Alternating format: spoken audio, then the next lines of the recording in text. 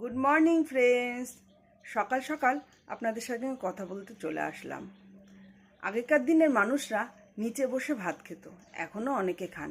এটা কিন্তু খুব ভালো একটা প্রক্রিয়া। এই প্রক্রিয়ার বসার নিয়মটাকে বলে সুখাসন। এই প্রক্রিয়ায় যদি বসতে পারি, বসে খাই আমরা, তাহলে কিন্তু অনেক উপকার হয়। এটা খুব বিজ্ঞানসম্মত। ফার্স্ট হচ্ছে আমাদের পায়ের রক্ত সঞ্চালন বেড়ে যায়, তার ফলে পা ব্যথা ট্যাথা কম থাকবে। এবং সেকেন্ড হচ্ছে আমরা যখন নিচে বসে খাচ্ছি তখন কিন্তু আমরা ভাতের গ্রাসটা নিচু হয়ে বসে মুখে নিচ্ছি, আর তাতে আমাদের হজম ক্ষমতা বেড়ে যাচ্ছে, অ্যাসিডিটির ভাগটাও কিন্তু কমে যায়। আর এইভাবে খাওয়াতে আমাদের যখনই ঠিকঠাক পেট ভরে আসছে তখন কিন্তু আমরা খাওয়াটা ছেড়ে দিচ্ছি। এতে আমাদের হেলথ ওয়েট লসও হয়। তা সঙ্গে থাকুন, সুস্থ থাকুন।